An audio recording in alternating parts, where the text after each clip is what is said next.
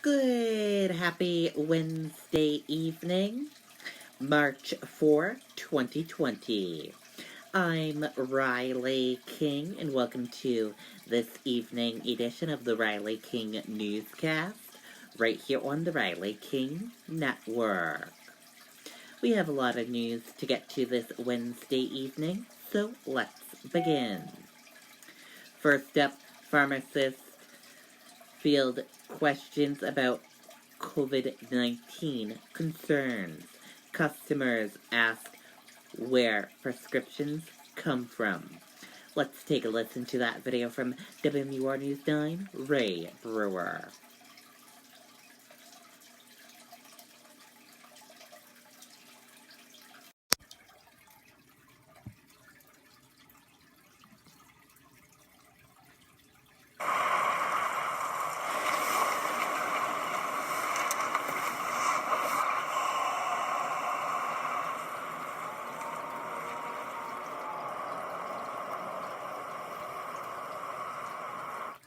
Tom Wilmot has been a pharmacist since 1977. And while he's seen the public worried about outbreaks in the past, like when SARS was an issue, COVID-19 comes with its own particular concerns. People want to know where we get our medicine from, and they immediately are concerned that some of our medicine comes from China. At the state lab, they are testing for the virus, and state health officials are asking those who've journeyed to affected areas to quarantine themselves. But Wilmot says people don't need to be anxious about where their medicine comes from. Whatever virus concern there was would probably not still be active by the time it could be imported. At his pharmacy, there is an empty spot on the shelf where the face masks are usually kept. Part of what Wilmot believes is a misconception on many people's part. They start with the hand sanitizer and the masks and believe that that's sort of the secret weapon against getting sick from the coronavirus. Instead, he cites a CDC recommendation that says washing hands is one of the best ways to keep from getting sick, adding that at the pharmacy they are probably wiping things down a bit more often, but it's something they've done in the past. We deal with a lot of germs long before coronavirus got popular, so we just try to keep things as germ-free as we can. While the NBA is telling its players not to high-five fans, Tom Wilmot says he's not changing his behavior. He says his job is to calm people's fears, not add to them. In Concord, Ray Brewer, WMUR News 9. Okay, there you go on that video and that report. DHHS 7 new tests for coronavirus now pending in New Hampshire. 2 positive, 10 negative cases confirmed by officials this week. Let's take a listen to that video from WMUR News 9.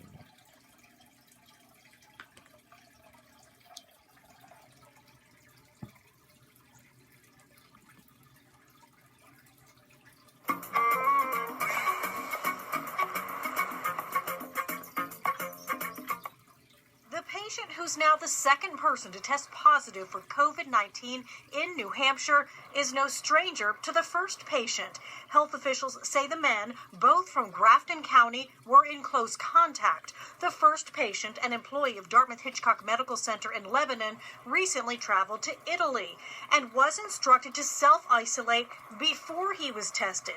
But instead, Dartmouth College says he attended a Tuck School of Business social event here on Friday in White River Junction, Vermont.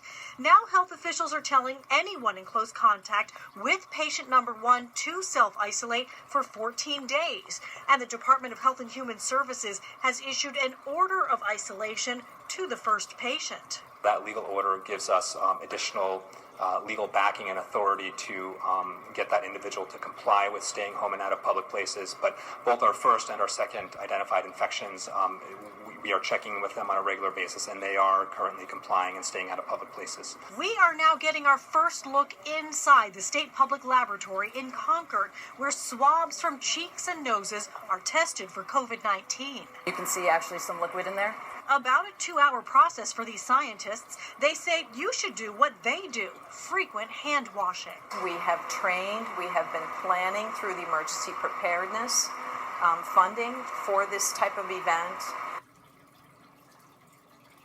And tonight, state health officials say both men testing positive have mild symptoms. They are quarantining at home. They do not require hospitalization. They also say that a contact investigation is now underway. We are told by health officials here that additional cases related to this could be found. Live in Concord tonight, Jean Mackin, WMUR News 9. Okay, there you go on that video and that report. 7 tests for the strain of the coronavirus that causes COVID-19 in New Hampshire are now pending, according to data updated Wednesday by the New Hampshire Department of Health and Human Services. COVID-19 coronavirus in New Hampshire. What you need to know.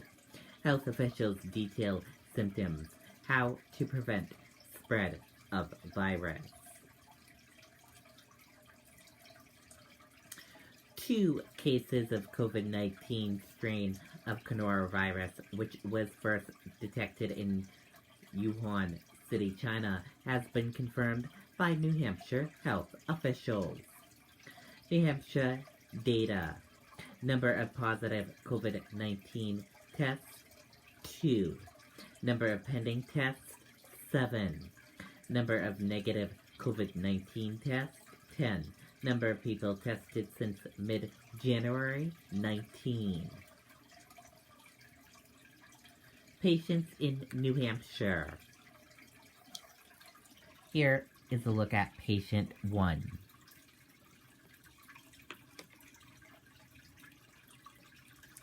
Now here is a look at patient 2. The symptoms. Prevention. What to do if you are sick. How testing is worked. In COVID-19 in New Hampshire. 2 number of people in New Hampshire who have tested positive for COVID-19. 93,166 number of people worldwide who have tested positive. 0 number of deaths from COVID-19 in New Hampshire.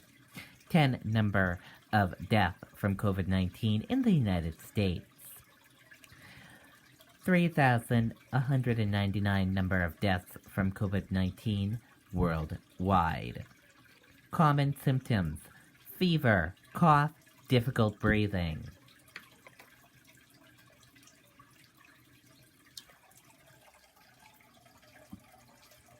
And we will be sure to keep you updated on all the latest of the COVID-19 and coronavirus here in New Hampshire. AG officer justified in non-fatal shooting of man in Ossipee last year. Man shot 4 times, but has since recovered, officials say. Let's take a listen to that video from WMUR News 9.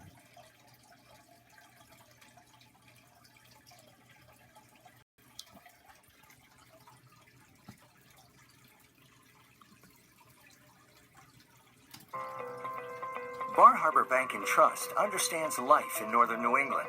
We think differently about banking relationships, and we take the time to get to know our customers and their needs. We are committed to providing the right advice and tools to help you achieve your goals. Tools like checking accounts with cash back, mobile deposit, smart ATMs, and personalized protection for your debit card. Working together, we help our customers thrive. Bar Harbor Bank and Trust. Good things happen when we work together. Attorney General's office says 3 troopers were justified when they opened fire on a man in Ossipee last year. Authorities say those troopers were trying to serve John Swanson with paperwork and fired at him when he came out of his home on Oakwood Drive with a loaded rifle. Swanson was shot 4 times, but has since recovered. Okay, and there you go on that video and that report.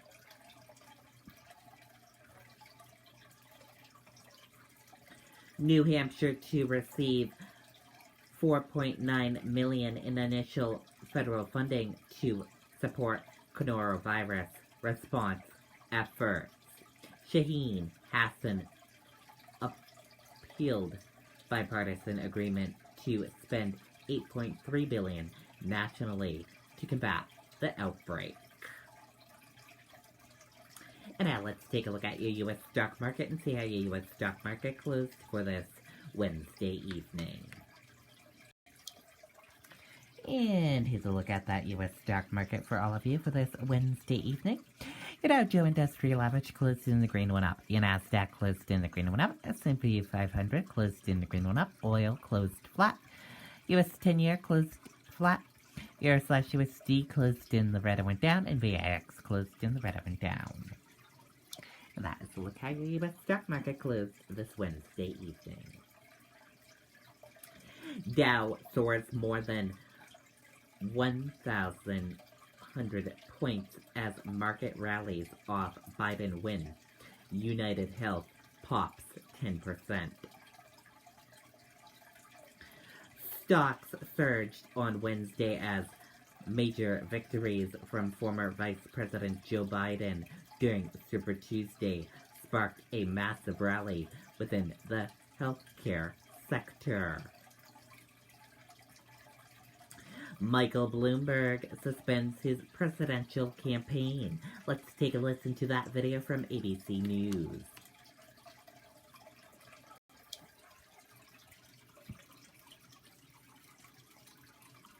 The Super Tuesday results, biggest night of this political year, and it was a historic one for Joe Biden. He rode a fast-breaking wave to score a primary comeback beyond any that's come before. Former Vice President put himself back on top of this race. Bernie Sanders is not far behind. Mary Bruce is tracking all the latest. Good morning, Mary. Good morning, George. Well, this was a huge upset that just days ago seemed impossible, with the party establishment coming together behind him in a wave of African-American support. This morning, Joe Biden is back. They don't call Super Tuesday for nothing. The night belonged to Joe Biden. Those who've been knocked down, counted out, left behind, this is your campaign. The former vice president with a massive comeback on the biggest night of the primary so far. And we're told, well, when it got to Super Tuesday, it'd be over. So I'm here to report, we are very much alive. And breaking just moments ago, Michael Bloomberg, Biden's last remaining moderate competitor, announcing he's suspending his campaign. After spending over $500 million, the former New York City mayor is now bowing out after a disappointing night. In a statement, Bloomberg says he's backing Biden and will work to make him the next president. Biden capturing 9 of the 15 contests and gaining more than 300 delegates. Surprise wins in Massachusetts, Minnesota, and Texas, where strong support from black voters helped him edge out Vermont Senator Bernie Sanders and complete a sweep of the South. This morning, it's now a two-man race. Sanders making big gains in California, propelled by large portions of the Hispanic vote. Also winning Utah, Colorado, and his home state of Vermont. For Senator Elizabeth Warren, the path to the nomination has narrowed after she failed to win a single state. A campaign aide telling ABC she's talking to her team and assessing her next steps. Hi, everyone. George Stephanopoulos here. Thanks for checking out the... Okay, and there you go on that video and that report. And that does it for this evening edition of the Riley King Newscast, right here on the Riley King Network. I hope you all enjoyed watching, and have a wonderful rest of your Wednesday evening, and I'll see you back here tomorrow for another newscast. Good night, and bye, everyone.